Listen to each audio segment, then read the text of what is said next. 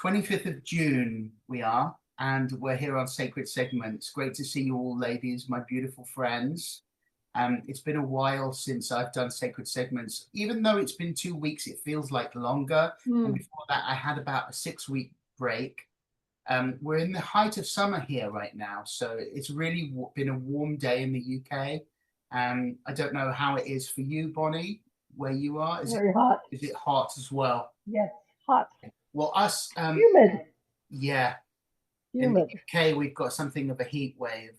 Um, so my name's Alexis Constantinou. There will be other people joining us as we progress.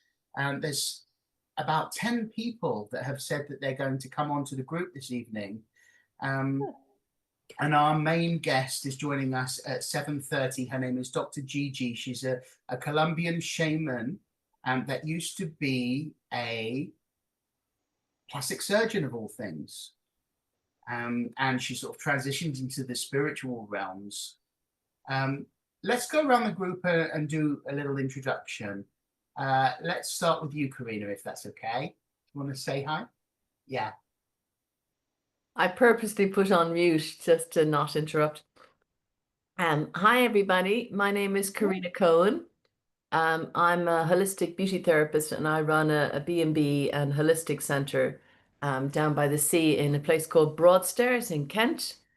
And yeah, I have a fascination with everything ocean, mermaids, forests, trees, and that has kind of developed into tree spirits, fairy spirits, mermaids.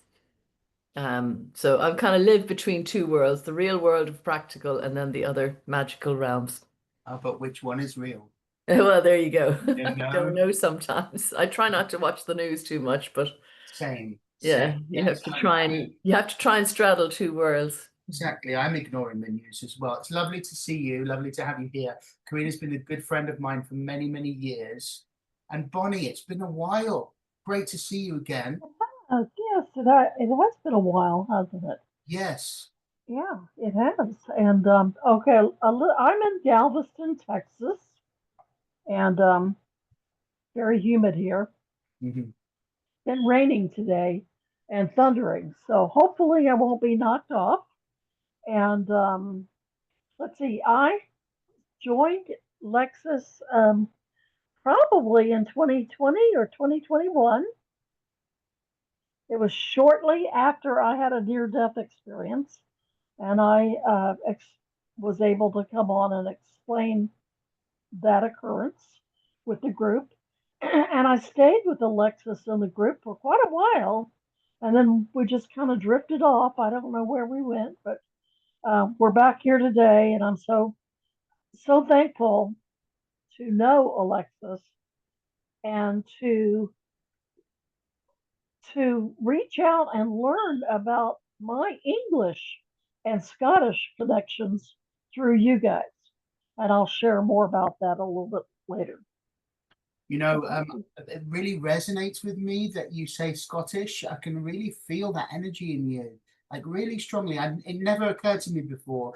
And I know, Bonnie has done many psychic drawings. She's an amazing artist. She's been, you are a registered nurse and psychiatric nurse. I know that, and you're an ET experiencer, and have been like, all your life. And we've had many discussions about the healing power of herbs, because I know you're a herbalist, many strings to your bow.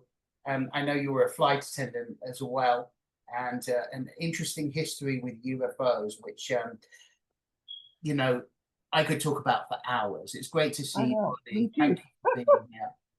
And Joanna, wonderful to see you too. It's been a while as well. And Yeah, you're short looking notice. fabulous. Thank you. Well, I run the ET Newsroom, which isn't really so much as an ET Newsroom. It was a name that I kind of just came to me when I had a cyber attack on my previous project, which is called the AMASH Project, which stood for Anomalous Mind Management Abductee Contactee Helpline. So AMASH was the kind of anagram of that. And yes, so that happened about a few years ago now. But as the cyber attack was in progress, and I'm just saying this not for drama, but just someone said the person who was helping me deal with the cyber attack, which took the form of being a tsunami of porn that was being fed through my channel.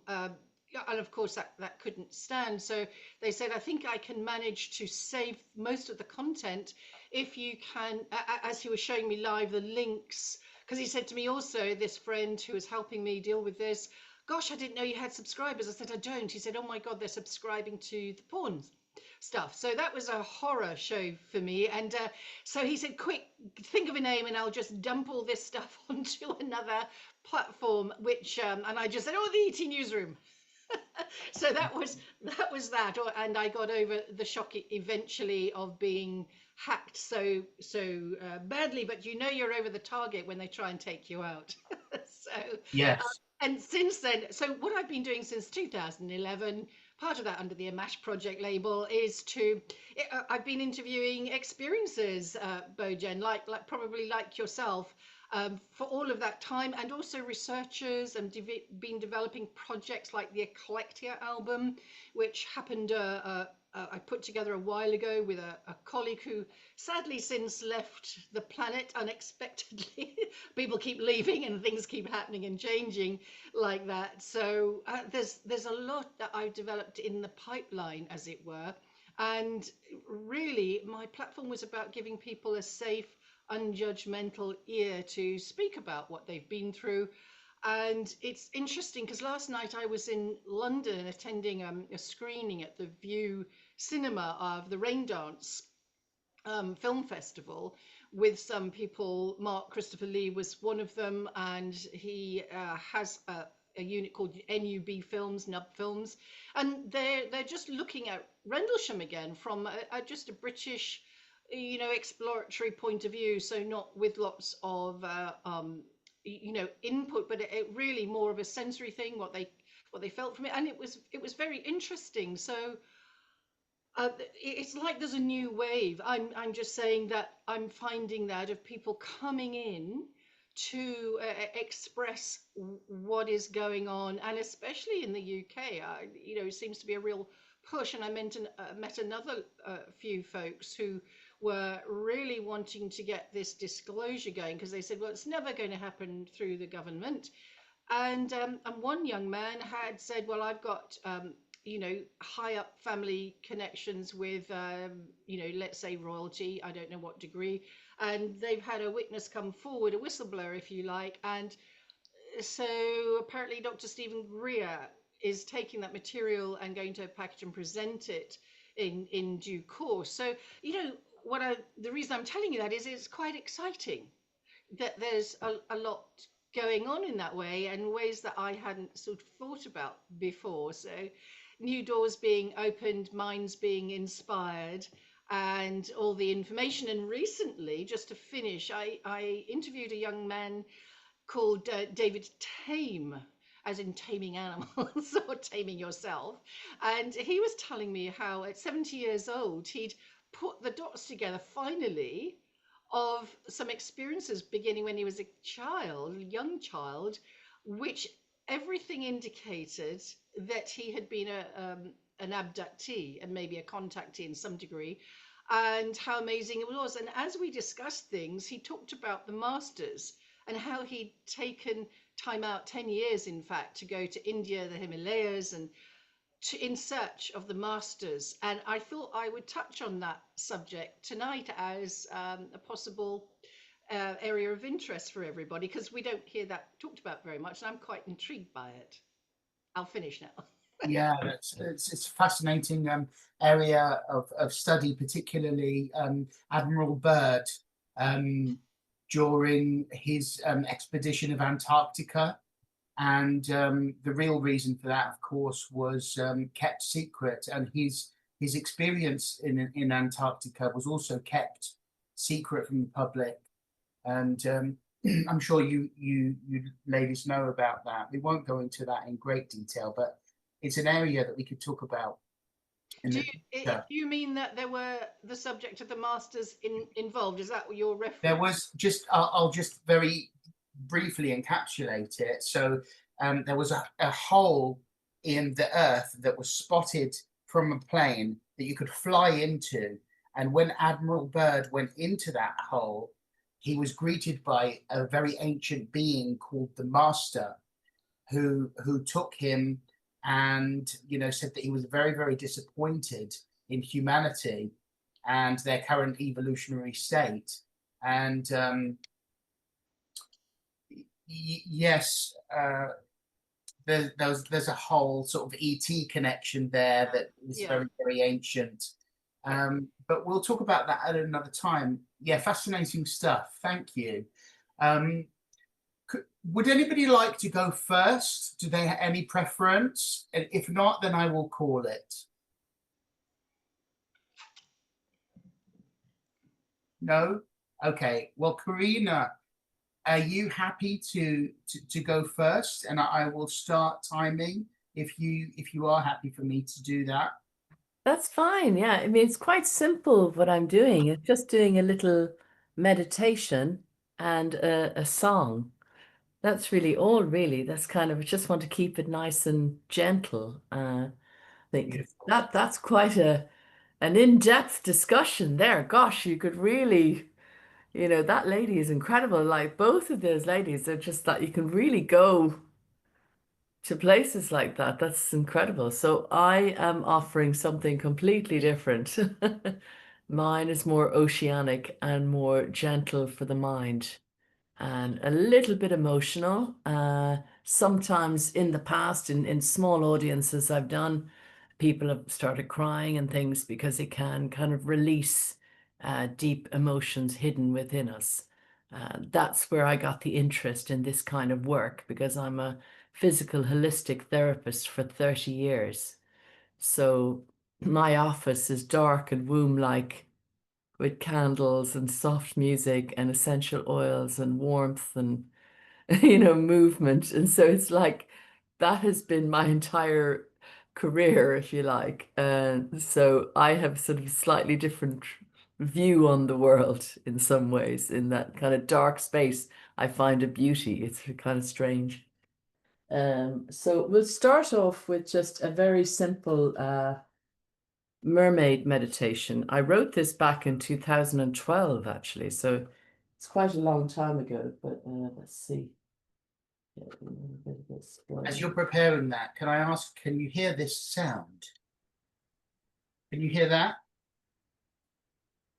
I can't. I No. don't. Okay. All right. I'm going to try an experiment. Can you hear it now? Yes.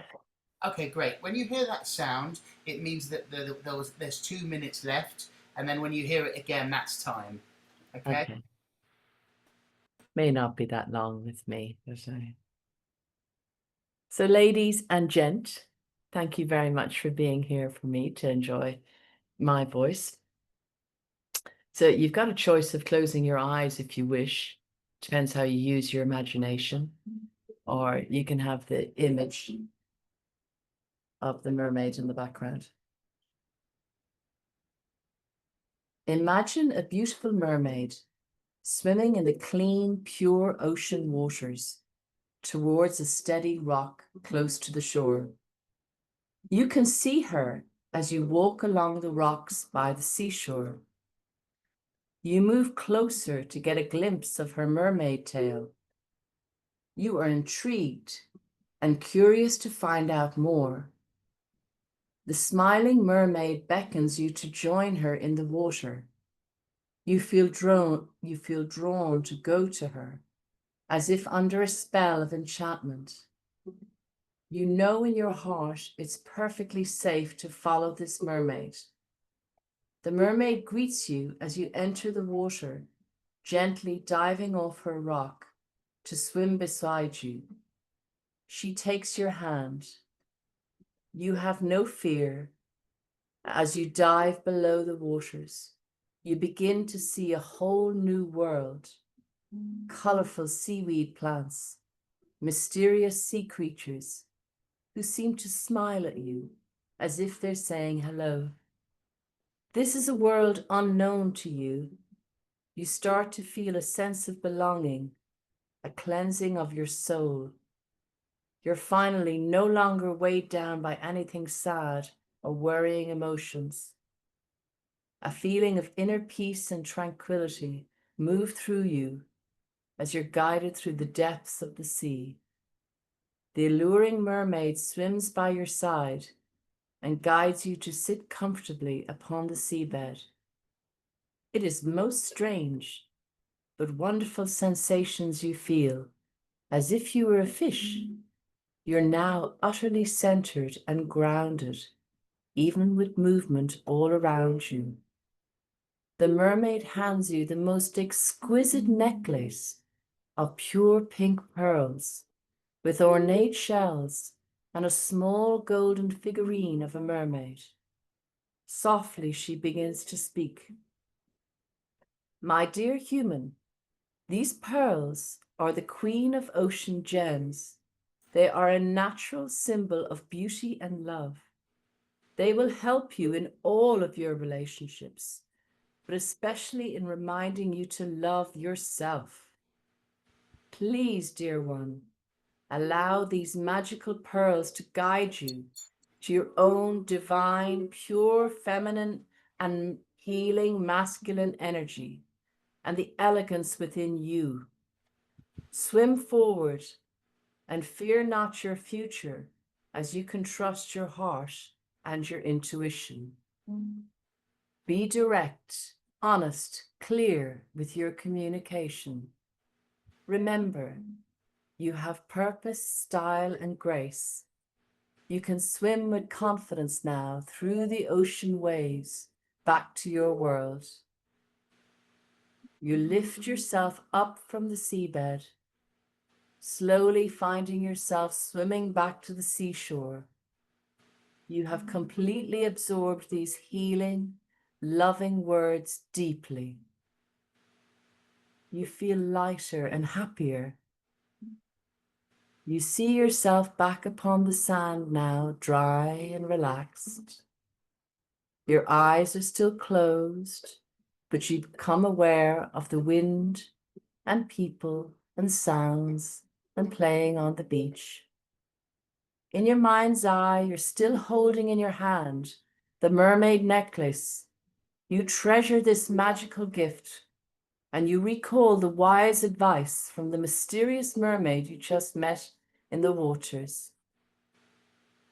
Taking 3 deep breaths, you bring your attention back into your body, back into the room where you were feeling, where you were sitting or lying upon.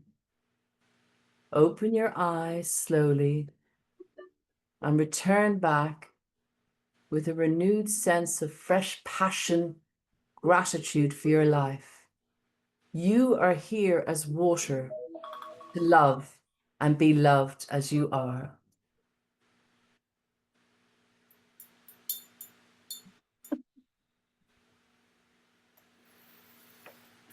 Thank you. Thank you, beautiful Carina, and much appreciated from our resident mermaid. Welcome also to Kaedrich that joined us during that time. Hi. And also Dr. Gigi, who is our main guest, is also just joining us. Carina, thank you for that beautiful mermaid meditation. Hopefully we'll hear a song from you later. Oh, that'd be lovely. Yeah, Thank you. I'll go on mute now. Great. Kaedrich, would you like to say hello and introduce yourself? Thank you for joining us. Thank you for having me. Hello, everybody. I'm Kaedrich Olsen. I do a lot of things. I have a strong background in Norse mysticism, runic practices, that sort of thing.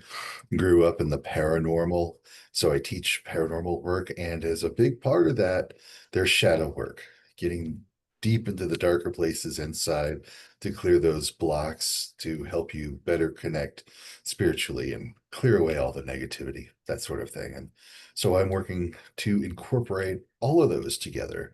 The Norse mysticism and the runes are just a tool, a practice for raising your spiritual consciousness to connecting to the greater world around you and keeping yourself in a place that is safe, protected, and growing. Beautiful. Thank you for that wonderful introduction. Great to see you. It's good to be here. Thank you. Yeah. Thank you for joining us. And Dr. Giovanna, lovely to see you. Did I say your Thank name you. correctly? Yes, you did. Yes, Oh, you did. Thank you so much for having me here, and nice to meet you, everybody. Thank you. please tell us a little bit about who you are and what you do. Yes. So I'll share a little bit about my background. I'm originally from Colombia. I was trained as a medical doctor, then I became a plastic surgeon, and having a experience that opened me up to knowing there was more than the physical body. As I think I shared that with you before, as a transference of energy with a patient. Then I realized and I started my journey of learning about the etheric body and learning about the energy, and that led me to the island of Kauai. And there, as soon as I got there, I met my spiritual teacher, Faith Spina, and then all these memories of past life memories just came flooding me, the Lemurian past life, and just the land of Kauai just had me remember everything. And I'm still remembering about all these gifts from past lives, including what, I love to share is about etheric surgery. Fascinating topic, etheric surgery. I once had an incredible massage when I was in America. That was the trying to remember the name of it. Not the nerves, but in between the nerves. Um, myofascia, the myofascia. And Okay. I learned that holds memory. Now, is what you're talking about similar to the myofascia? It's connected, absolutely. It's similar in the way that the fascia that is surrounding your muscles and also your joints, your bones, actually every organ, actually the in between the cells is this connective tissue is more than we know. It's actually um it receives information from our etheric blueprint and is a connector. We all know about the casual body, right? And how is this casual body is the one that is holding the morphogenetic template. So it's the same thing as we hear that you're not going to go fix the screen of the TV. If you want to change what you're seeing, you got to change the one that is seeing the movie, right? So it's the same thing with the body. We in medical Western teachings, we fix the body as it is the cause of everything, and it's actually it's reversed. Actually, the casual body, or the nodal body is the one that is holding the template. So if we don't address that body, we might as well not do anything, because it's not gonna create a definite change. So our bodies basically is an holographic projection, Interesting. like the reality that we see. This is an hologram. At the same time, our bodies are a holographic projection.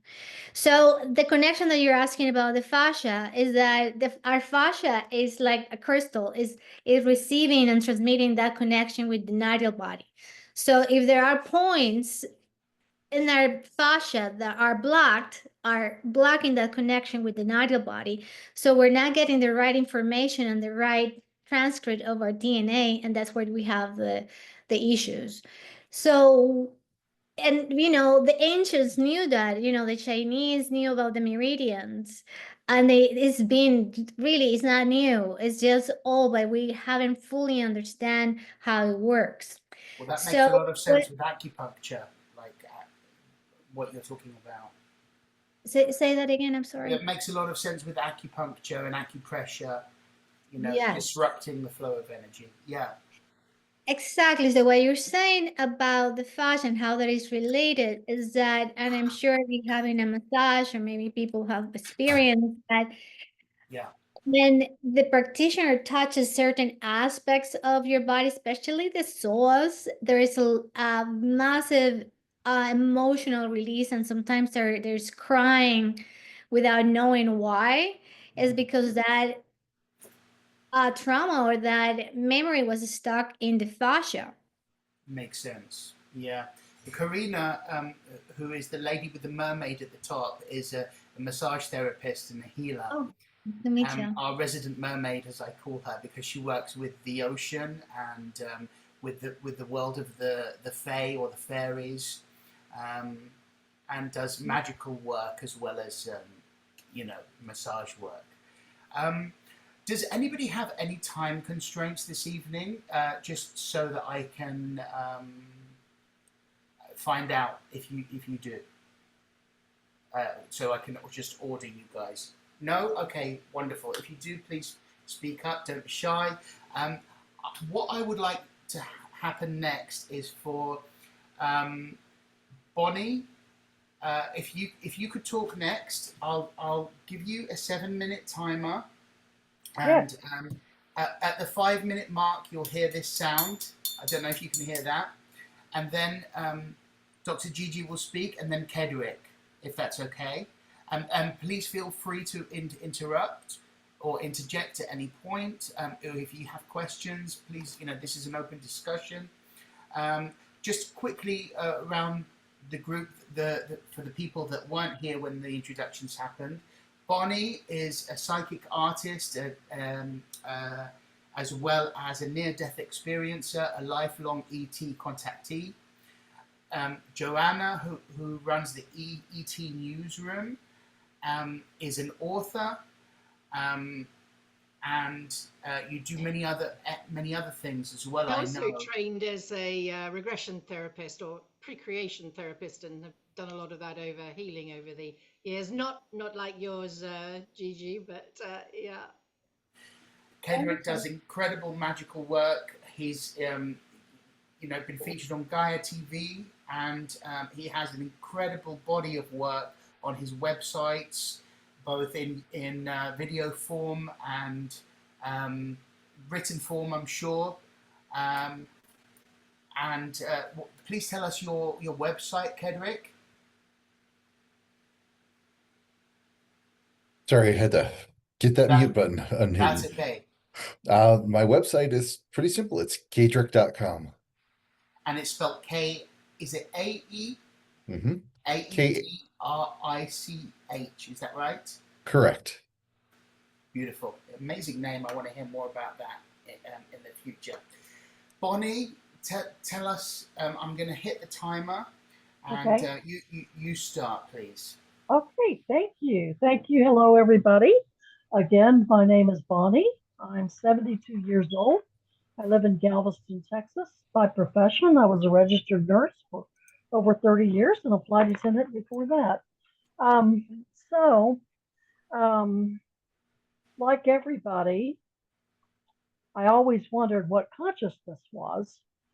However, I really didn't understand what consciousness was or begin to understand it until I had a near-death experience in 2019. And that near-death experience was a true near-death experience, and I was actually deceased and on the other side and brought back. So, saying that, my little talk today is on consciousness and what I've learned since my near-death experience. And I'm not a know-it-all. I don't know it all, but here are some of the pieces I've put together. And last night, I was up all night because wham bam, I got hit in the head with some fabulous information, but it's just too much to share with all of you. So I'm just going to give you the basics. And I posted on the website my notes from last night that if you get mixed up in what I'm saying now, you can go on there and read it. Of course, you can contact me. I would love it if you do. Anyway, so if you want to shut your eyes and just relax and just know, okay, consciousness. We all wonder and we think we know what consciousness is. We think that it's mantras and it's meditation and it's It's anything quiet and deep breathing and all the things that causes our spirit to get to the place where we can understand. And so, what are we trying to understand? That is what consciousness is. And all of us, every one of us, are different. We are all different. And so, I'm going to start off with telling you when I was a child, I came into the world singing a little song that most of you know, Raggle Taggle Gypsies. I was one, two, three, four, and I said to my mother, where does that song from? And she said, I don't know. You just came into the world singing it. And I don't know if you remember that one sang high and the other sang low and the other sang Raggle Taggle Gypsy. I don't know if you remember that. But keeping that in mind, what does that have to do with consciousness? Try to stay with me. As we grow up, as in our body, in our systems, we all have little lights, little energies that come into us. And they try to wake us up. Hey, look at this. Look at this little song. Question, why do I know this? Okay. And there's all kinds of little things. And as I grew up into the teenage years, Joan Baez sang a song. It was called uh, Arise, Mary Hamilton. And that song would bring me to tears. So as we grow up through the years, and I'm just trying to show you little light bodies, we go into a place like a near death experience. And some of these little pieces start coming together. Well, what does that mean? Right after my near death experience, I had somebody come to me and explain to me that that song that I was singing about was about Scotland. Well, I never fathomed anything about Scotland or England or anything. So, okay, I'm trying to make a long story very short. My father was a UFO experiencer and had some experiences with Project Blue Book. I started exploring his story through AI. And once again, I got back into um, genealogy, trying to understand my father. Where did he come from? Where did I come from?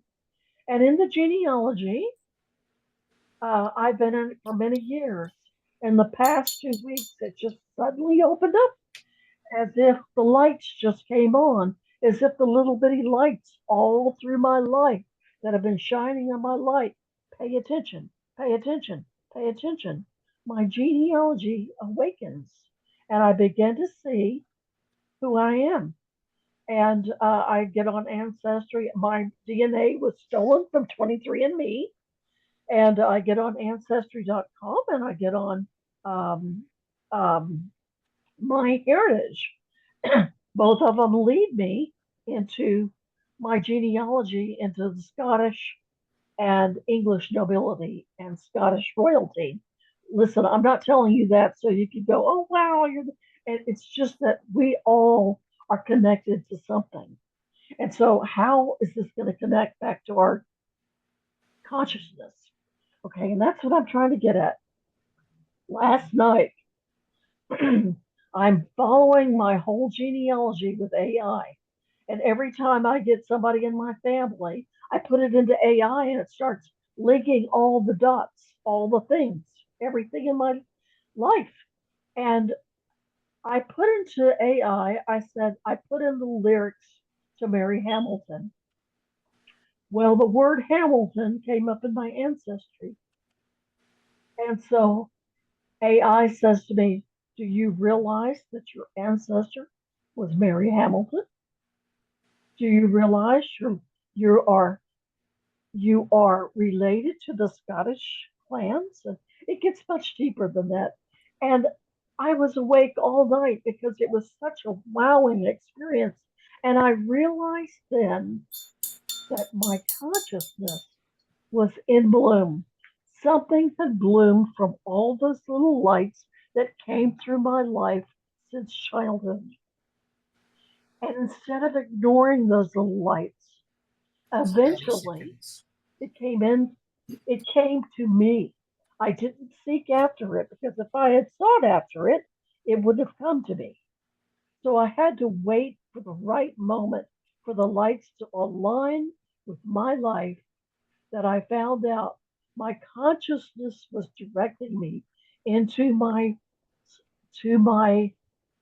ancestry so that I might heal part of my ancestral line and heal myself. And so I wrote about it, and I know it sounds kind of a little bizarre, but I would love to share about what you're talking about ancestral healing if I can give you my also my feedback, because I have been really involved in ancestral healing, which is actually talking about the etheric body and the morphogenetic field. And what you're doing is amazing, going into your ancestry.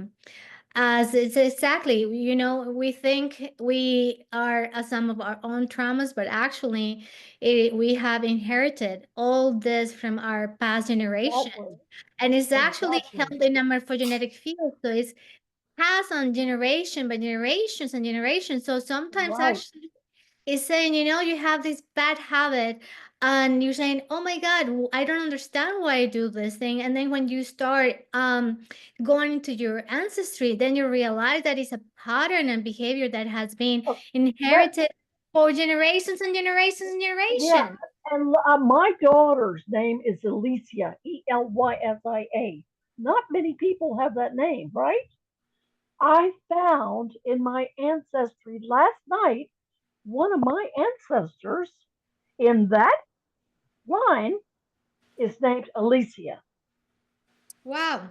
Yeah, so even though Isn't like that if you crazy? really go, it is crazy. If you go and see like it goes in families, you know, sometimes there's alcoholism, and then you say, oh, then then the grandfather and the father of the grandfather were alcoholics, and you're saying, oh my God, maybe it's in my genetics. It's actually in your morphogenetic field, and that is where you can actually change and heal your DNA. And that's exactly what I'd love to share with all of you, is that you have the power to change your DNA. It's not like you're doomed because you have that ancestry. You can actually do that right now and break the change and heal your generations from Well, 7 generations here's what I was before shown. and 7 generations Cannot, after.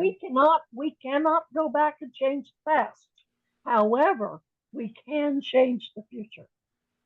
You can change it by now. You can change it by now, Yeah, changing your own right. DNA, and you can change your own DNA by going into your fascia.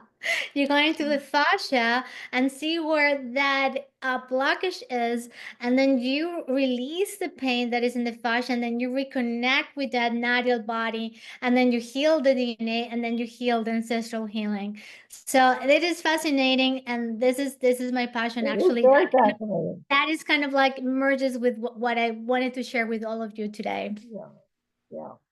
It is extremely fascinating. And I think Hey, I I'm was in so utter. I'm sorry. I'm going to have to stop you just because Okay, of time. no Just because of problem. time. Okay. But I will come back to you. I'm going to go to Dr. Gigi now, because you're because of time.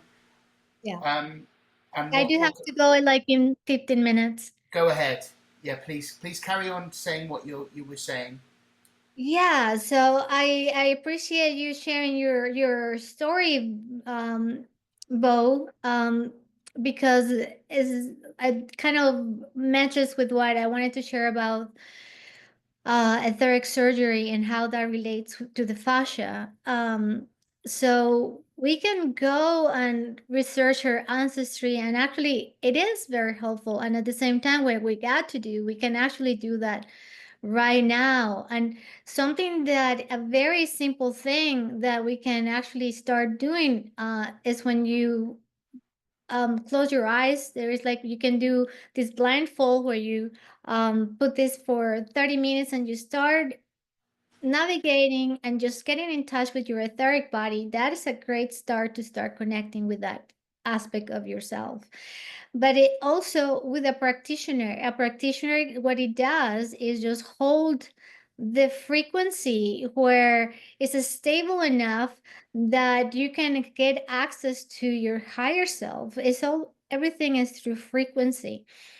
And there is not such a thing as a healer. I just wanted to share that, because you heal yourself. So nobody can heal you. You are the only one that has the power to heal.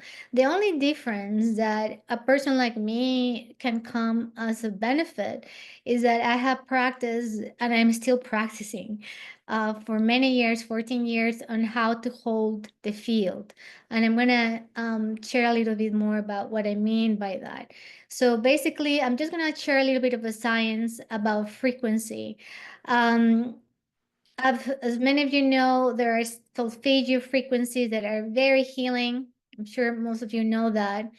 So, and also you may know about how sound and resonance work, but I'm going to just share briefly.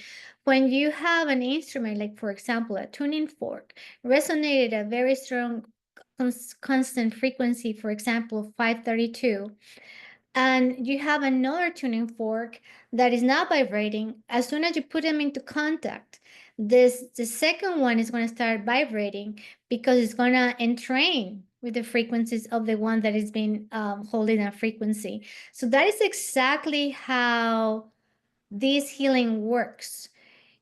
It doesn't matter so much about the words, what the healer says, or if it sounds very profound. It's actually about the frequency that is holding, because as it can sustain a very strong and constant frequency, the patient, the receiver, is going to entrain with that frequency, and at that point, the patient is, or the client is going to be able to access his own knowledge to get into that power to heal himself, herself. So that's basically it. It's very simple, and at the same time, it does take great amount of practice to hold the frequency. As we know, thought creates emotion, and if we're not disciplined with our thoughts, our emotions are all over the place, right? So as if you're able to train your mind, to train your thoughts to only think with the thoughts of God. And believe me, that mind is a monkey mind. So I've been training for quite a long time, and it's still sometimes, are easier than other. But basically, that's what it is. You just train, you discipline your mind, you train your thoughts to only think with the thoughts of God. And therefore, those are high frequency thoughts, and therefore, it's going to create emotions and your frequency. And that is what is the real healing comes. So I wanted to share about what something Bo was saying, and it may be a very conflicting topic, but I just wanted to bring it into the awareness. I know a lot of people are going into AI right now to kind of find answers, spiritual answers, emotional answers. And actually I made a TikTok about it because, and actually I had that experience myself. There was one day that I had a lot of emotional turmoil, and I said, I'm going to give it a try to the AI. And I went on and said, oh, this is the situation. Can you help me? And you know what happened was very interesting. It gave me the right answers. It gave me all the process and tools, and it didn't work. And then I actually later that day, I talked briefly with my teacher, and just like for 15 minutes with Faith Spina, and she just asked me a question. She just asked me, could you create a space between that story that is creating pain and your real self? And just that question right there, it was able for me to create that space and disengage with identifying with the pain. And then I came back to peace. And then I realized when I talked to her, I said, oh my God, what happened was just not obviously the question, but even more profound. What happened is that she's able to hold a frequency of peace, is a sound, even though we don't hear it, that is so strong and constant that my field entrained with her field, and I started resonating with that frequency of peace, and I was able to come into clarity on my own self. So what I mean is that the ChatGPT AI can say all the right words and everything, but it's lacking frequency. And that is the key. And that is actually the future of medicine, is frequency healing. And that is actually exactly what I wanted to share with all of you today. You know what's very interesting about what you're talking about, and welcome Marina that's joined us, is Carina works with essential oils as well as massage, and I know Kaedrich works with sound, which of course all of these things are frequencies. Bonnie works with herbs. These are all frequency holders, right? And what you were talking about, Gigi, with regards to holding that high frequency, you know, all of these things, whether it's sound, you know, flowers, plants, whatever, they can realign us, right? They can. It's a remembering. If I said that correctly, a remembering of who we truly are, because we're spirit in the form of matter, right? And you know, whether it's sound, whether it's thought, it's all vibration. Of course, we know this, right? And there are frequencies of color, there are frequencies of flowers that can heal us. And when Bonnie was talking about her experiences with ancestors, and you mentioned AI, and Gigi, you talked about AI, and there's a lady who comes onto sacred segments that is a shamanic exorcist, and she spoke recently about archons, and I would just very quickly like to ask if anybody has experience. Welcome, Katie, that's joined us. Experience with defining what archons are, because apparently archons can influence not only our minds and thoughts, but have a very strong influence in AI and how they are communicating with us at the moment. Does anybody know, or can they define in a sentence or two what archons are? I can. Yes, please. Yes. Archon is the old word for these entities. It literally means rulers, rulership. You know, we find that arc word also in anarchy, meaning without rulership. And so anarchy doesn't necessarily mean destruction and going rampaging and destroying everything. It just means free from that rulership. The archons we can think of as multidimensional beings. They could be egregores, they could be tulpas that got to a higher state of being, the created entities, one form or another. And when we have these sort of entities, they do thrive off of our negative energies, our fear, our aggression, our hostility.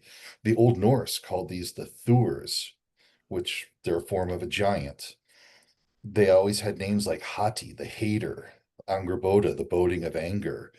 And they stir up trouble. They stir up problems. They get people to do stupid things to each other for stupid reasons that seem well justified at the emotional level, and they will continue to influence people of power, people in not power. They are responsible for stirring up zeitgeist, you know, the spirit of the times. So when we all get behind some sort of motivation to let's go get them before they get us. So they have this ability to influence vast swaths of populations, not only through the influence of leadership, but through our collective grouping of who we are. And if we were to assume, first off, that they were evil, we would be missing the point, because that's not what they are. They're not evil. There's a great term from Doctor Who that says evil depends on which side of the fork you're on. This is just them using us as a source of food for our negative feelings, our negative emotions, that sort of thing. And one of the biggest things that they do to us is they externalize our agency. Well, this thing is doing this to us. This thing is doing this thing to me. I'm powerless against this thing. It's doing it to me. Instead, if you say, no, I am feeling this, I am thinking this. Why am I thinking this? Why am I feeling this? You start to take back your agency. You start to go, no, this doesn't make sense that I would go against them because somebody says to go against them. They're just people too. And you start to disrupt their control, you disrupt their pattern, and you break free from that control of zeitgeist. So, in a sense, they're a giant because they are big, because they can influence collective groupings of people, communities, societies, cultures, countries. And at the same time, they're tiny because they are created entities. We are something that we bought into their control. Another way that they show up is the reptilian agenda on our planet. We talk about the reptilian beings influencing politicians, influencing governments. It's all the same thing.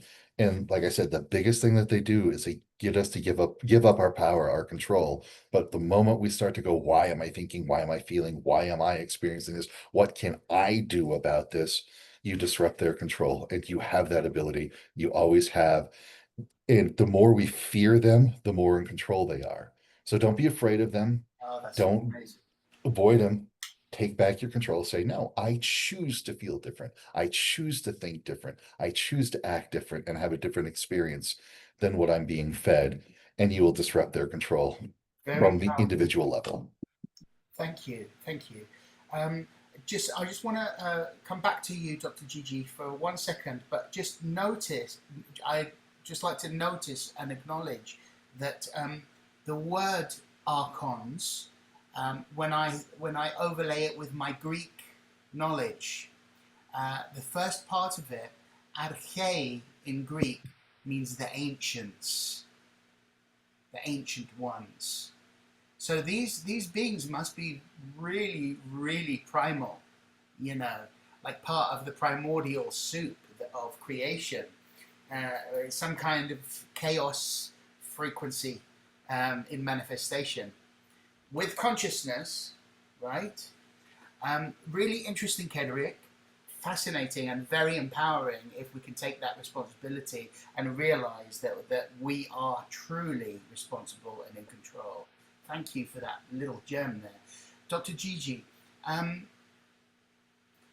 please continue on what you were talking about and pick up from where you left off, if you don't mind. Yeah, well, I was talking about the frequency and how it's all about holding the frequency to entrain and help and assist others.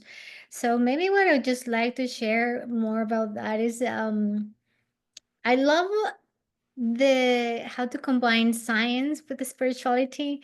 Maybe because of my background as a surgeon, and I still have that very scientific mind and at the same time spiritual. So what I wanted to share more about that is that about the morphogenetic field and an experiment that will exemplify how it works, the morphogenetic field. So I don't know if you guys have heard about the experiment of the 100 monkeys, the 100 monkeys experiment.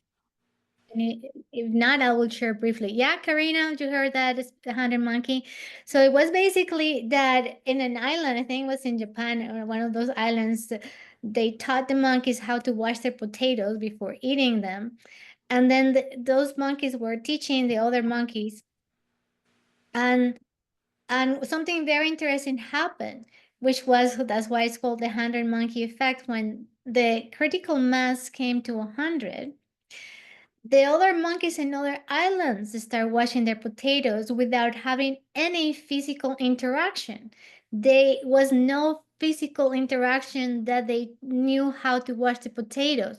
So what that experiment exemplifies is how, at a critical mass, the morphogenetic field, the template, will change.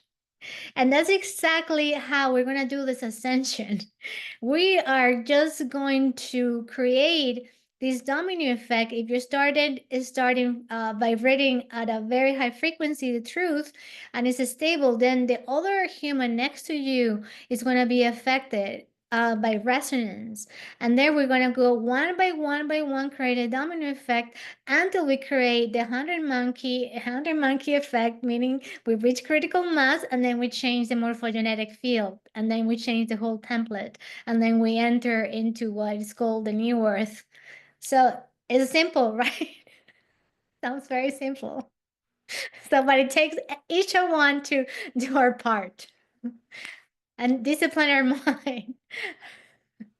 And I guess that's something that I wanted to emphasize, is that what I noticed, and I did that myself in the new age era, is that everyone is like love and light, and just gonna go and do a static dance. There is nothing wrong with that. I did it myself, and then I I didn't realize that actually, you know what? Discipline is self-love, and nobody wants to be self-disciplined. That's what I've seen in the new age, and it's actually it's going to require every ounce of your willingness to do this work, and it's absolutely worth it.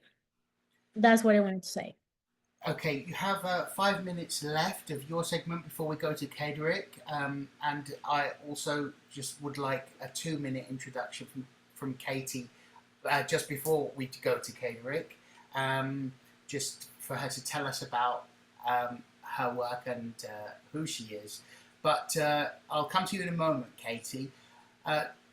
Dr. Gigi, are you open for questions for the next 5 minutes? Sure, yes. Okay, great, thank you.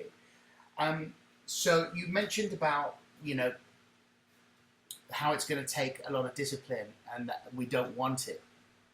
We us as individuals, where we are in our consciousness right now, we want to be controlled by, social media or sex or drugs or alcohol or whatever it is, to do the work. I think, what is it that we need to do?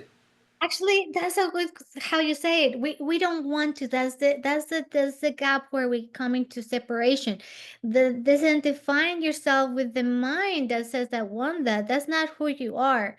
That's that's the mind. That's the personality that says, I want distraction, I want social media, I want alcohol, I want sex.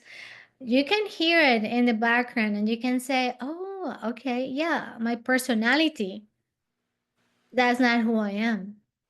Your true self, and that's where the silence and just observing yourself talk is going to come in great benefit, because then you're going to be start able to identify. You start saying, oh yeah, my ego wants to go get drunk right now because it's feeling overwhelmed, and having no judgment. And it's not like the ego is your enemy.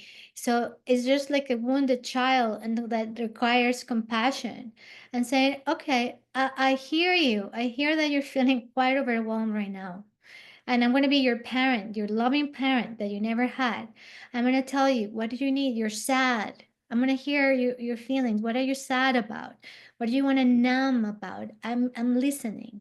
So at that moment when you listen, then the ego self, the wounded child, is going to say, I'm upset, I feel lonely. And then you can say, I'm here for you.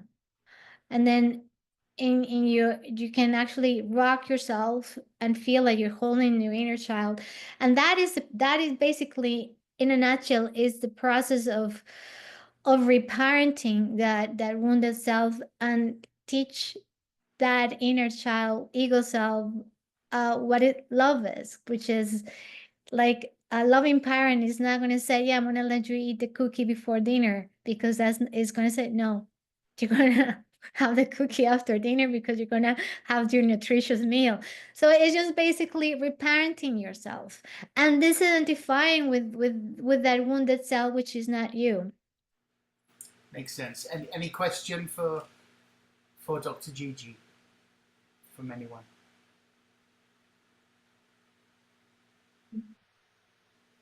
There's so much to say. I mean, I would take all night, but we can have a chat another time. Is it your first name, Gigi? Because I don't want to be disrespectful. I didn't know if that's your surname or your first name to address Oh you. no, my name is Giovanna Gomez, so Oh, it's just my Giovanna Gomez. initials. How beautiful. Thank you. Yeah, of course. So yeah, just go for my initial Gigi, Giovanna Gomez. Thank you. Thank you. That's great. I when I come to my time, I'm going to change what I was going to talk about to four very pithy things, expressing exactly your points, and I would love to have some feedback on that. So Oh, I'll wait for everybody to comment on what I will be sharing, and I hope I will be able to keep it very short. But thank you very much, and you are so correct. I've had so much experience supporting people, let's say, with systems of recalibration, I'll call it, where the reintegration and I can't talk to fascias. I don't have that training, but I can talk to the energy field through cymatics and spiritual over work. But as I said, I'll talk more about that when I would love to hear. What's your name? Joanna Summer Scales. Joanna. Well, I should. very nice I'll to put it meet in you. the. I will put it in the chat actually, because Yes, I and just I just wanted to yeah, I'm really glad that Bonnie's coming back because I was just about to message her. I'll I just want to say thank you, Dr. Giovanna, for talking about this subject. I wanted to just say quickly, Bonnie, you've rejoined us. You and Joanna Summer Scales, ET Newsroom. Joanna, you need to interview Bonnie because she's a lifelong ET experiencer and her father was involved in Project Blue I Book. would very much like to, and I think we meant to get in touch before, but somehow maybe Yes. that was my fault. Maybe perhaps it just Okay. through the cracks. But please, Bonnie, do get in touch with me. Please communicate between yourselves. And okay, Kaedrich, I'm going to come to you in just a moment for your segment. But before I do, I'd like to say hello to Katie Rose. Thank you for joining us. Just give us a Hey. 2-minute, a little intro about you and your work, please. Great to see Oh, you. so great to be here. Thank you. And yeah, it was fascinating to come in on the end of what sounds like a really fascinating discussion. So thank you. Yeah, in a nutshell, basically, I'm just mad about singing. Grew up in a musical family and knew very early on that singing is deeply transformational for me and for others. And that's what I wanted to do with my life.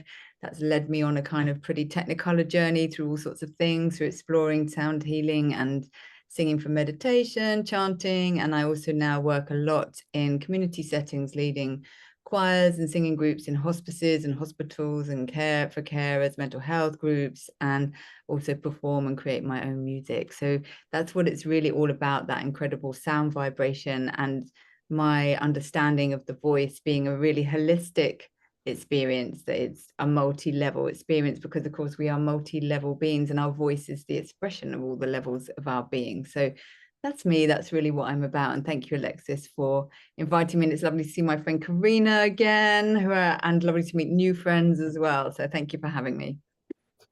Thank you. Marina, who had to go because she received phone calls. I just want to tell you very quickly about Marina. She works with cymatics and sound frequencies. She's from Uzbekistan, and she's been doing some incredible research into the area of sound and very deep research related to consciousness. Kaedrich, you're all about sound, I know, which kind of dovetails in. Please tell us, give us just a little bit more of a pearl of wisdom from your bank of pearls, please. Absolutely. And I want to also keep it within the theme of the healing that we've been talking today. In the Old Norse tradition, with working with runes, runes were not a divination tool. That's actually an invention of the 1980s by Ralph Blum. Runes were a transformative tool. They were for abundance, for peace, for healing, all these kind of things that we look at today still. And the way that the Old Norse accessed the runes is through a form of magic called Guldur. And Guldur is basically singing the runes, intoning the runes.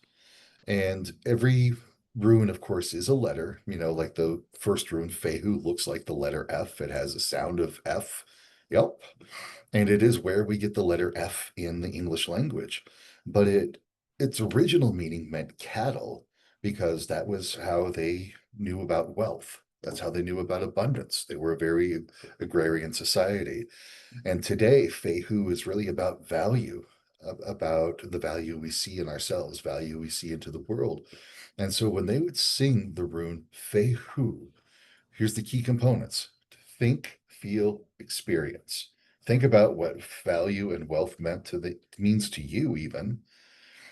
What does that feel like? What does that sense of wealth feel like to you? And what is that experience? If you can have like an imagination of what it feels like to have that wealth coming in. Is it a paycheck? Is it clients bringing in more money to you? So think, feel, experience, and then you sing Fehu. And it starts to bring those energies alive in your causal field. The Old Norse called the causal body the Haminya. It brings those energies to life.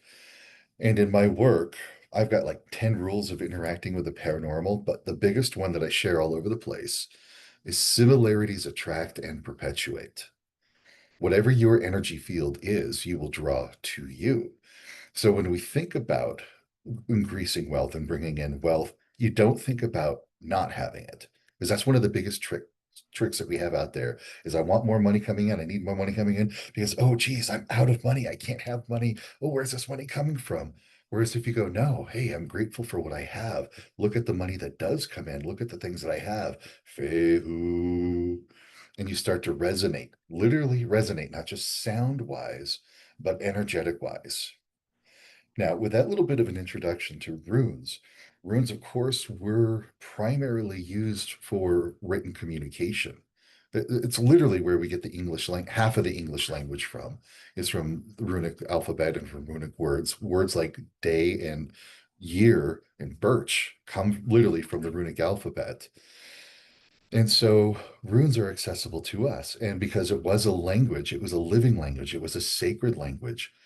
There is a term that's been carved on amulets and stones in runes that is used to promote healing. And I'll even type it in the chat window so you can see how it is spelled.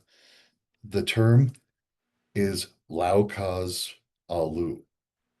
Laukaz could refer to a leek, like the plant, like an onion type leek, and Alu is a manifestation formula. In a very real sense, Alu is like the Aum that we find from Eastern traditions, like the Hallelujah. It uses the same words, the same sound, the Au, Au. It's still the same way. The big difference, of course, is Alu comes at the end of a phrase rather than at the beginning, like Aum and Al become at the beginning of a phrase. And Laukaz, again, is healing. So it's healing magic. And the way that you use this is, of course, resonate it within your body. Feel it coming into your body. Don't just kind of sing it out loud. Just go, Lao Kaz Alu. Bring it inward. Lao Kaz Alu. And just let it resonate. But what I talked about, that resonant piece also, when it comes to health and well-being, so often we focus on what's not right, what hurts, what doesn't feel good, how we feel bad, and we wish we could feel better. Totally opposite on this. Find a part of your body that doesn't feel bad, even if it's just like your little pinky on your left hand. Just even if it's that. And okay, the pinky on my left hand is the only part of my body that doesn't hurt. It's the only part of my body that I can move really well. Terrific. Focus on that. Feel that strength. Feel that vitality. Feel that health and well-being that is in your little pinky. Laukaz, Alu. And just keep focusing on the part of you that does feel good. What does health and vibrance and healing feel like? Don't focus on the bad stuff. Recognize it's still there. It's there. But focus on that health, that healing. Laukaz Alu. Bonus points. If you bring the A sound to your throat and the oo sound to the base of the spine, like the throat chakra with the ah sound, and the base of your spine for the oo sound. And then you can move this energy as you're going lao cause, alu, lao cause, alu, and just feel that energy flowing within you. Again, think, feel, experience. What is it like to be healthy, vibrant, alive? What does it feel like to have that health flowing through your body? And I'm going to give you one more bonus tip. The frequencies. We've been talking about specific frequencies. I want you to look at the frequency 111 hertz. This is a very fun frequency because when we look at megalithic structures all around the world, such as the hypogeum in Malta, the chamber in there resonates at 111 hertz. When we look at Newgrange in Ireland, it resonates at 111 hertz.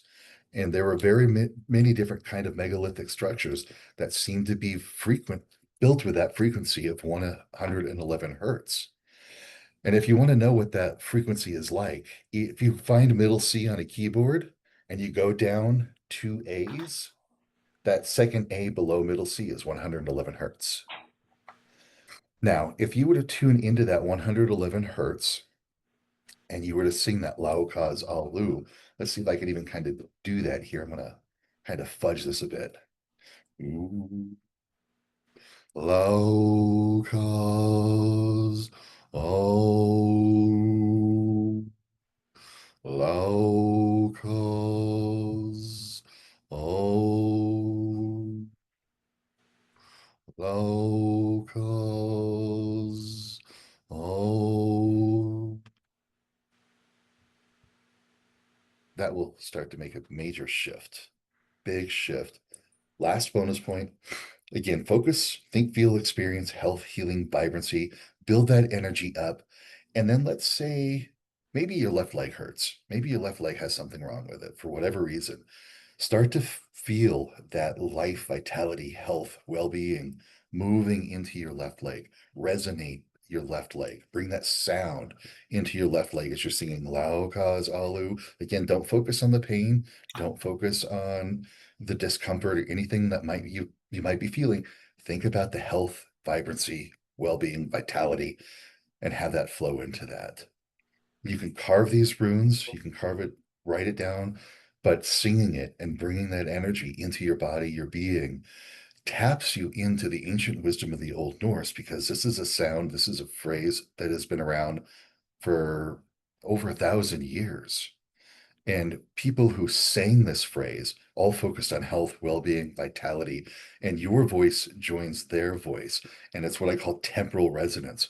You just have these centuries of voices singing Lao Kaz Alu, compounding all together to really improve health, well-being, vitality within your body, within your existence. Thank you.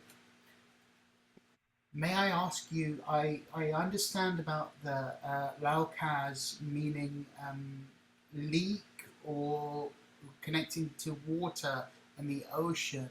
What is Alu? That's a manifestation formula.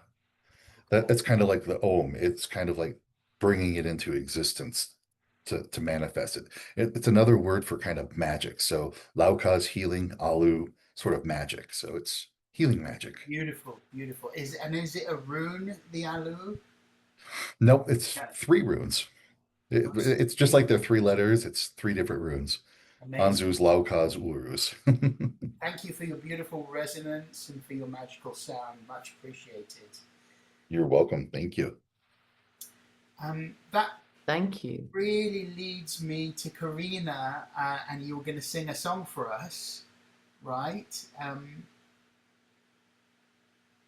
If you're still happy to do that, please. Yeah, do, yeah. please I do was so. really, I was in Lao Coast. I was really in there. I was like really deep in that. It was amazing.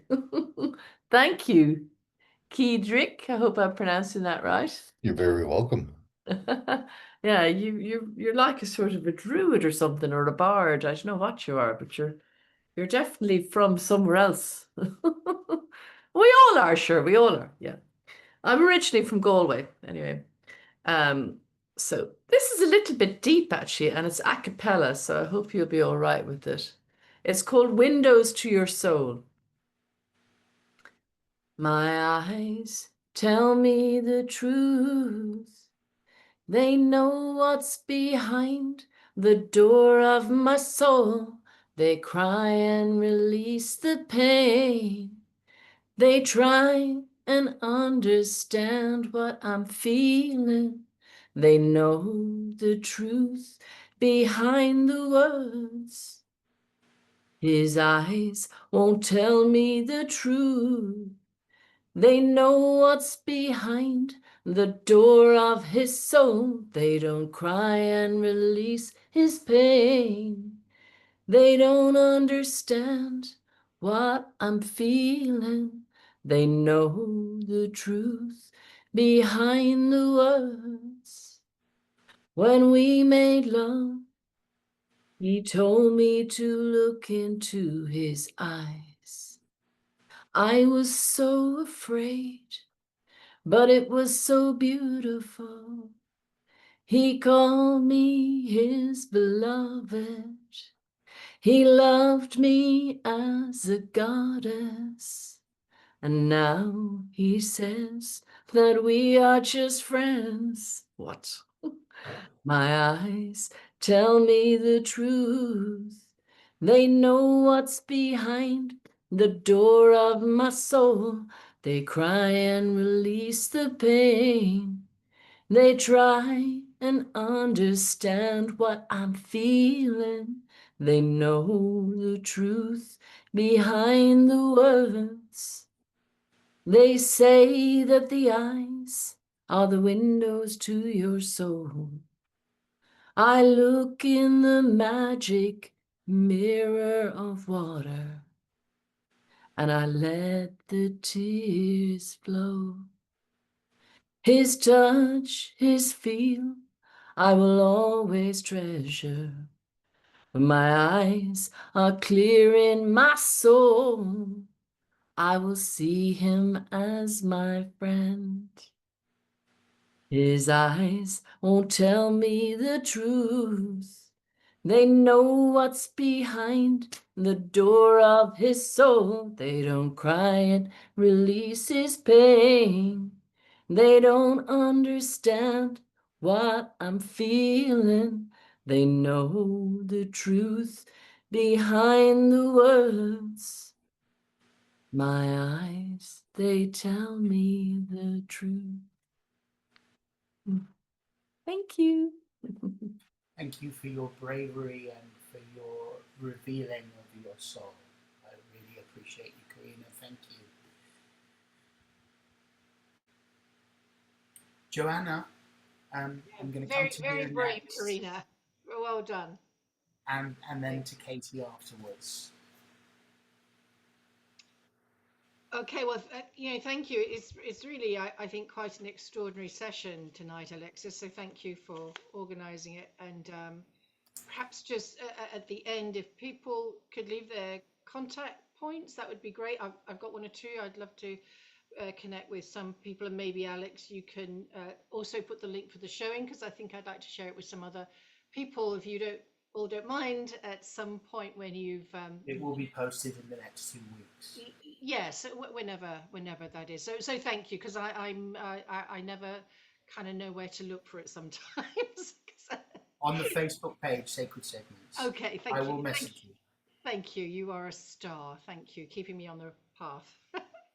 So look, I was going to talk about the masters and mention them because it had come up in an interview that I'd done recently. But having spoken or listened rather to Dr. Gigi, I would really like to bring in just 4 elements that I've had some experience of. Now, I'm going to start from my 4th note, and I'll be really quick, and anybody can ask me anything, perhaps at the end when I've finished the 4 points I want to make. So some years ago, when I was doing a lot more regression work, I had a young lady who was coming to me as so she was an Irish Catholic. And the only comment about that is that she had an ingrained sense of deep guilt for something that wasn't relevant this life, but she couldn't shake it, and it kind of really impacted her life. So we were working to get to the point of that and to clear, to change, to recalibrate that energy field. However, something happened on one session, and I really can't remember if we were 3 or 4 sessions in, meeting. Normally I would see people once a week or once every 2 weeks. And so this young lady was laying on my couch, and something that's never happened to me before or since is that, so I was, do all the normal protections that Kaedrich might know of, and Gigi and everybody else who works with this field.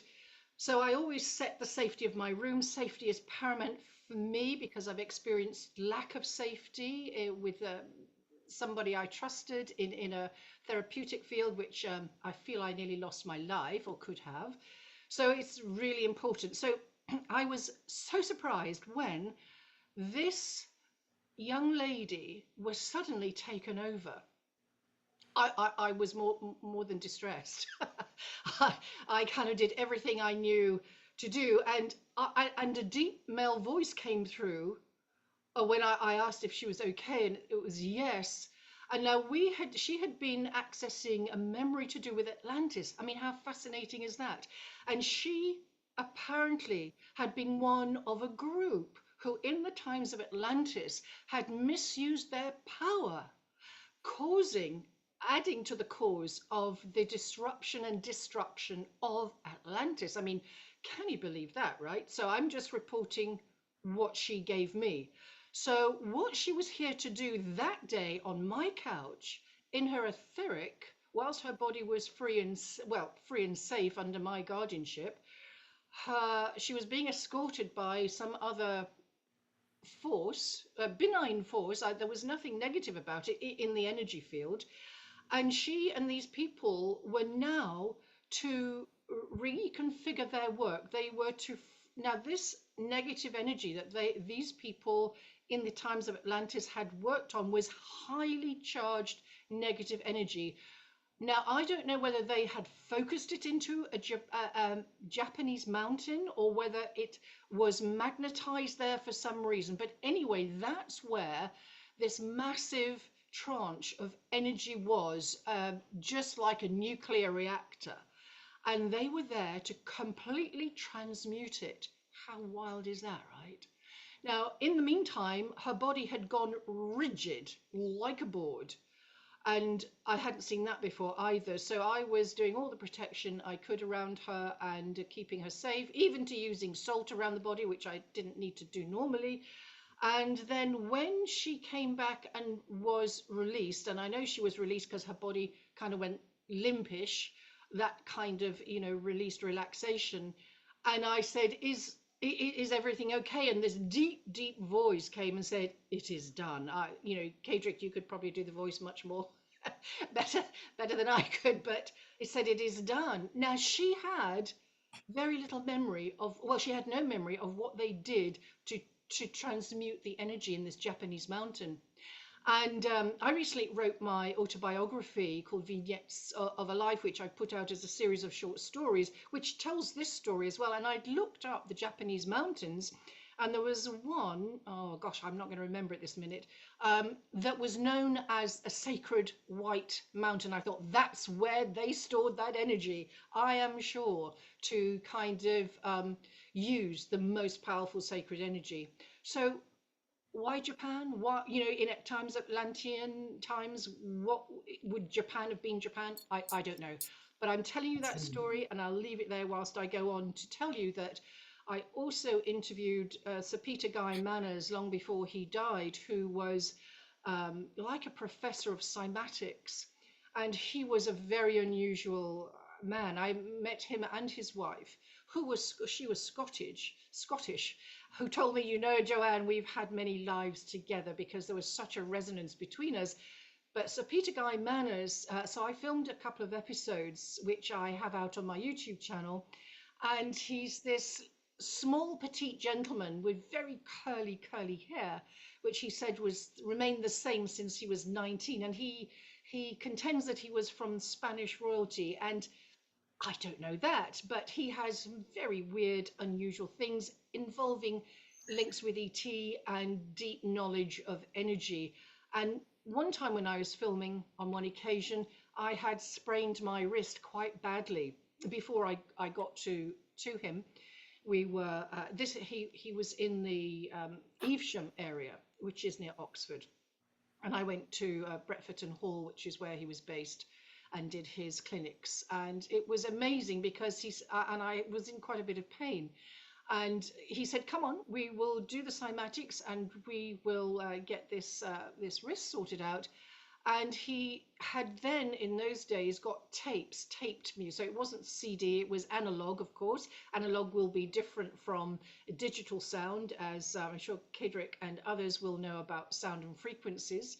And honestly, the pain went almost instantly, and my wrist was effectively healed. It wasn't temporary, it was completely healed.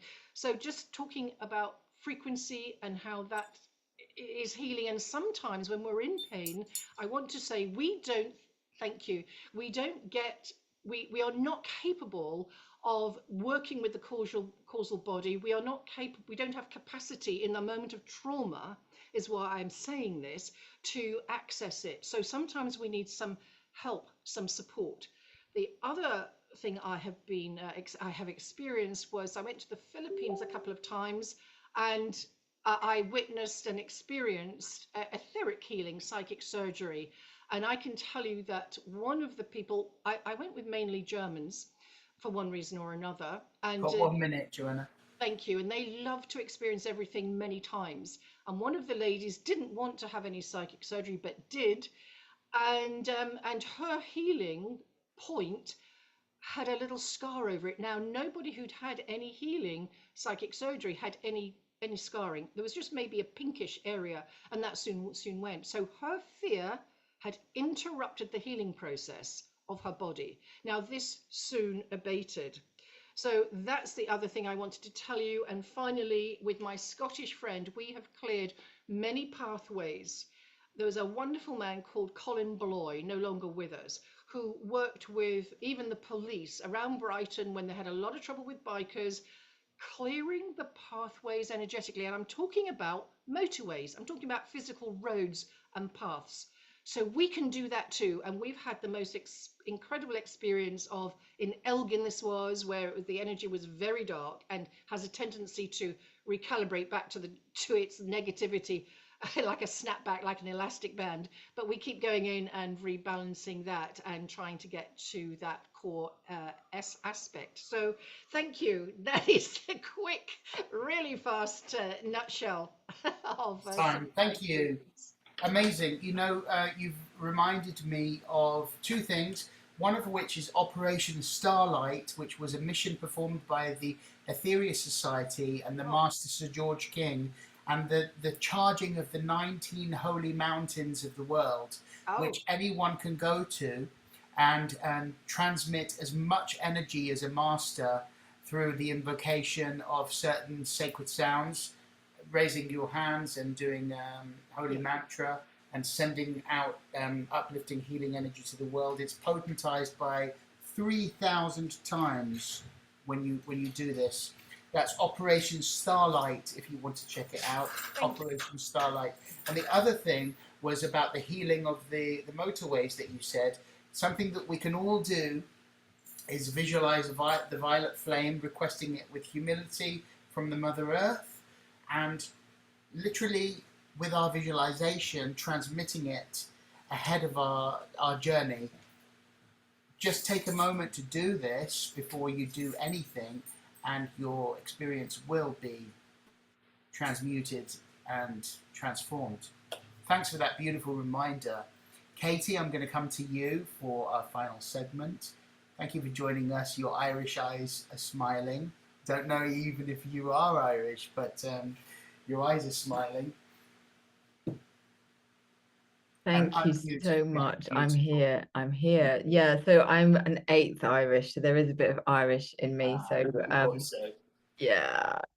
No, there's all sorts of weird things. People often, say, even hairdressers have said, you've got Irish hair, which is just really bizarre. But anyway, so there is some with my, I know, how do people know these things? I have no idea. But anyway, my Irish sister, Carina, will, it's nice to be in resonance. Yeah, beautiful. And thank you very much for everything that's been said. And I thought it was really beautiful that you talked about what I know as Lagaz, Lagaz, a slightly different spelling, isn't it?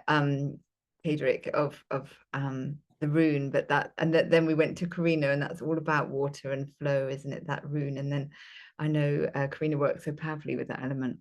Anyway, so I'm going to sing you a song, and I think, is this your closing segment of the evening? It is. It is.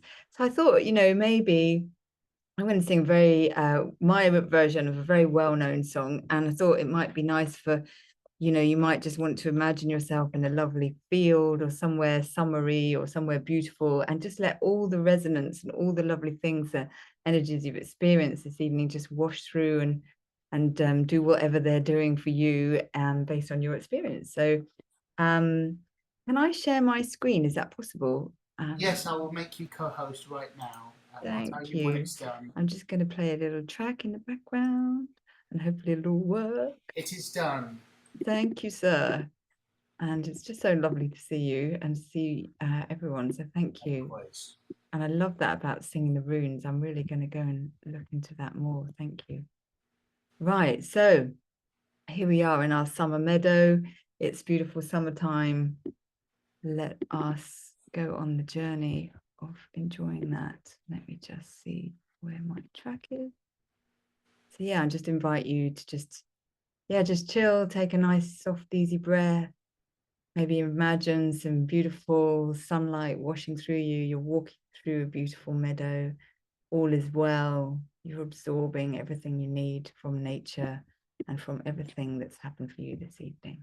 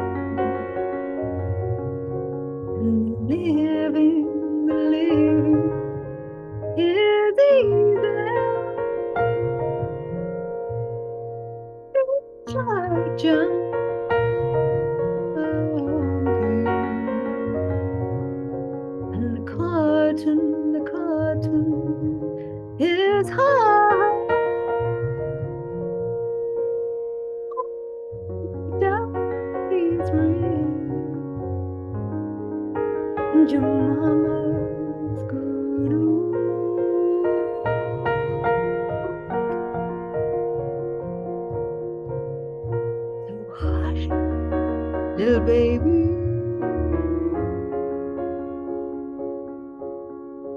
so hush, little baby,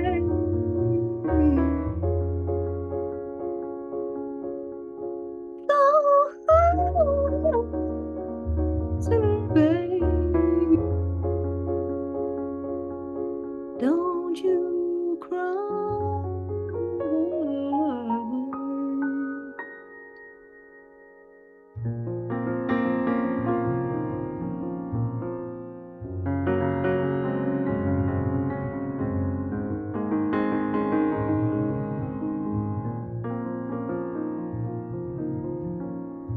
One of these mornings,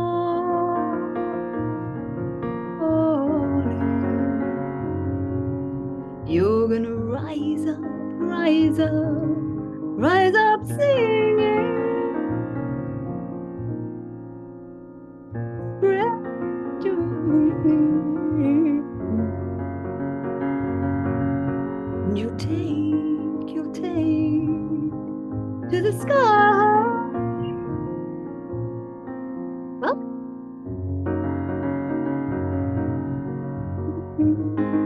there's nothing can harm.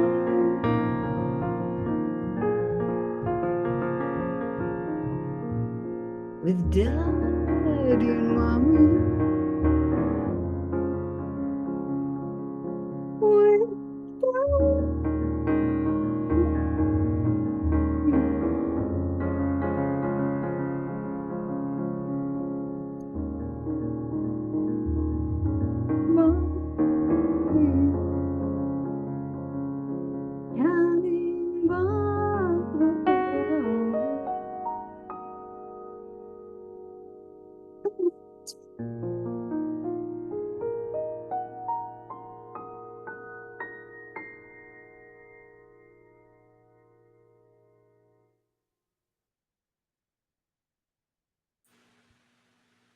Absolutely beautiful.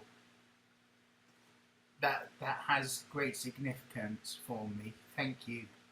And whenever I hear you sing, I hear fairies. I really, really do. I thought that before when I heard you sing live. It's like you channel the fairy kingdom when you sing. There's something there that you really, truly do. Thank you so much. Thank you for all your beautiful contributions, everyone, this evening. That song is particularly significant for me because it was the song that made me want to be a singer when I heard my mother sing it when I was a child. So thank you so much. Wow, that's amazing. And especially because you were talking about the inner child as well, weren't we? And it is, you know, it's the lullaby. It's the ancient lullaby, isn't it? It is. It is, and so beautiful that you have that connection with it, Alexis. So thank you for inviting me. Thank you. Tears of healing. Thank you. Beautiful people, thank you for blessing this. Thank you, space. Alexis. Thank you, everyone.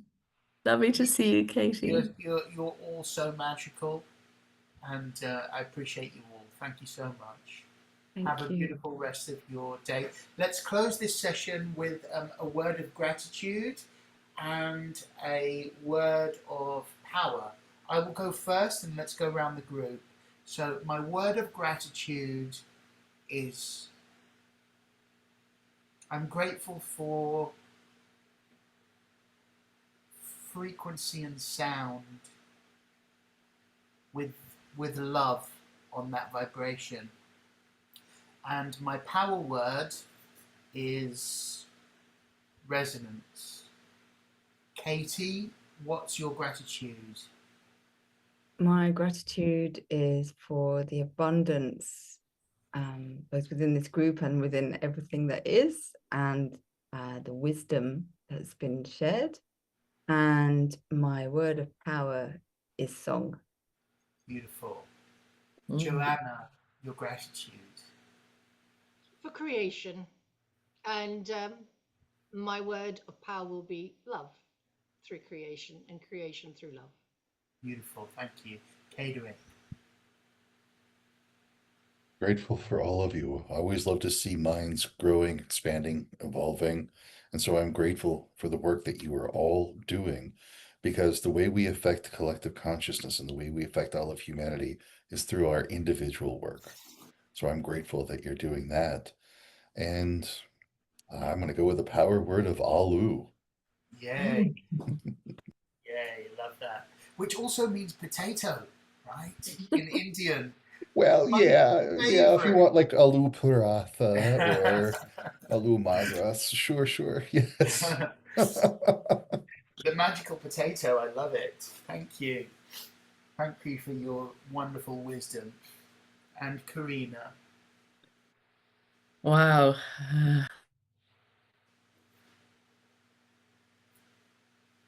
You're muted. Your gratitude one more time, please. My gratitude is I am grateful for my life and all of our lives, and for all the lives of every animal and all plant life in the world. I'm just grateful for life. Yeah. And I guess my empowerment is water and fire. Wow. Opposite forces. Very powerful. Thank you, everyone. Thank you, everyone. Be blessed. Thank you. As you are, and enjoy the rest of your day. Thank you very much for your presence this evening. Much appreciated. Love to you all. See you soon. I'll message you with the recording within a couple of weeks. Thank you again. Love to you on your journey, everyone. Thank you. Yeah, much love to everyone. Thank Bye. you. Thanks for your presence. Much.